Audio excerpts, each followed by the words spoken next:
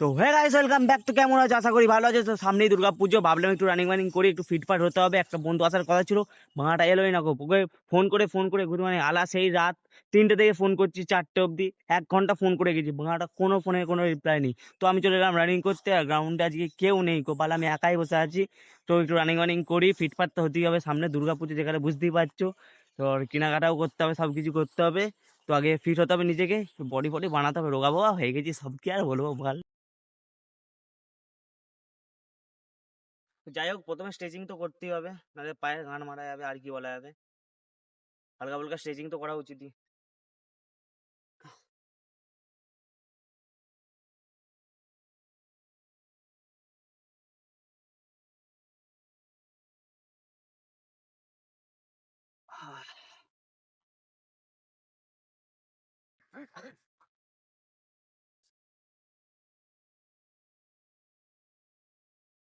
আচ্ছা, আর কি বলবো।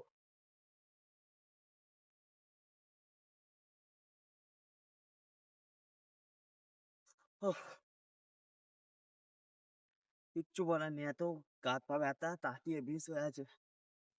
আর বলতে গেলে একটু একটু অন্ধকার আছে, ভাড়া ক্যামেরা কাজ করছে না গো ভালো। চলো রানিং করা যায় একটু।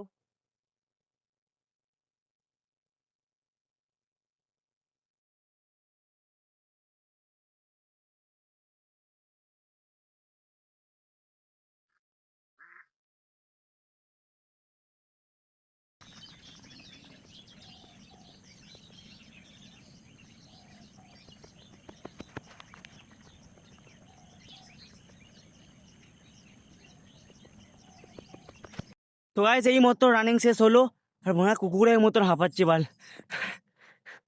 উফ, ভাড়া ঘেমে চান হয়ে গেলাম মানে, বাপ রে বাপ, কি গরম। আর দেখি ভাড়াটা এখনো এলো না, কোনো বন্ধুরা ভাড়া ফোনও করলো না আমাকে, আর এলোও না এখনো। কালকে আসুক, আসুক সকালে বাড়া, কালকে আর আজকে সকালে যদি এলে গাঁড় ফাড়া হোক মানে এটা। খাইনি কই মানে, আমি তাড়াতাড়ি ঘুমিয়ে গেলাম, হ্যাঁ যেন তাড়াতাড়ি উঠতে পারি। তা আর যদি চলে আসতো, কাজ হয়ে যেত। একসাথে রানিং করার একটা মজাই আলাদা, ঠিক না? উফ, বাড়া। তো ক্যামেরা কোয়ালিটি পুরো 12টা বেজে গেছে, খালি গরমই আছে, আর আলো তো নেই অত, তাই অন্ধকার অন্ধকার লাগছে। চলো, সেটা পোষাবার সময় কোনো কথা নয়, স্টার্ট।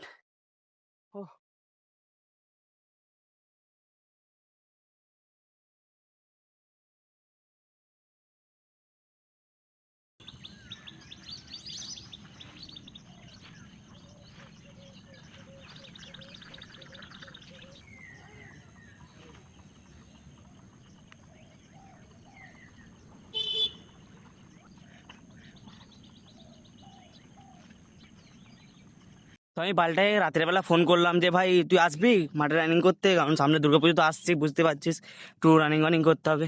পাঁটা বললো হেই গুদমানি ভালো হবে এসে, আবার ঘেমে ফেমে চান করে যাবে। তো আমি বললাম গুদমানি আই না, ফেল আছে ওটা, একটু রানিং ওয়ানিং করি, মজা করি না। দিয়ে আমাকে 9:30 না 10টার দিকে ফোন করলো, বললো হ্যাঁ মারা আমি যাচ্ছি, চাপ নিবি না। আমি তাড়াতাড়ি ঘুমিয়ে যাচ্ছি, খেয়ে দেয়। আমি ঠিক আছে, আমি খাচ্ছি না গো মারা, আই তুই তাড়াতাড়ি চলে আয়, তাহলে তাদের ঘুম ভেঙে যাবে, চলে আসবি আর আমাকে ফোন করে দিবি, কারণ আমার আর বাড়ির পাশে একদম মাঠ, গাঁড়ে মাঠ, চাপ নেই আমার। আমি বললাম তাদের আসবি, আমাকে এসে মানে তুলে দিবি, মানে ফোন ফোন করতে পারবো না। ও গুদমানি ব্যাটাকে আমাকে ফোন করতে হচ্ছে, মানে 5-10 বার ফোন করে বললাম না, 1 ঘন্টা ধরে ফোন করলাম, তারপর বাঁটা ফোনই তুললো না। আর চলে এলাম গুদমানি একা রানিং করতে, আসুক বালটাকে এত খেলাবো মারা। একে খিদে গাঁড় ফেটে যাচ্ছে আমার, আর দ্বিতীয় কথা মারা গ্রাউন্ডে কোনো লোক নেই, মানে একাই খেলাচোদার মতন রানিং করছি। কিন্তু আমরা একা স্টার্ট করলে যে জিনিসটা ভালো হয়, সেটা আমি জানি অবশ্যই, তেমনই। তো মারা, হ্যাঁ, গাঁড় ফেটে যাচ্ছে গুদম মারাতে, কি গরম। আর সূর্যদেব মারা বুদ্ধা সুদ্ধা হয়ে গেছে, তবু গুদমানি আলো একদম কমাচ্ছে না, গাঁড় ফাটিয়ে দিচ্ছে। চলো মারা, পুরো দেখাচ্ছি। আর গাঁড় ফেটে যাচ্ছে আমারও, হ্যাঁ, এত গরম। তো গাইস ফাইনালি রানিং শেষ হলো, পুশ আপ সিট আপ সব শেষ হয়ে গেল। তো তো গাইস ফাইনালি রানিং করে চলে এলাম বাড়িতে, আর যা গরম করছে তাই খালি গায়ে হয়ে গেলাম। উফ, অ্যাপস ট্যাপস সবই আছে। উফ, যা গরম।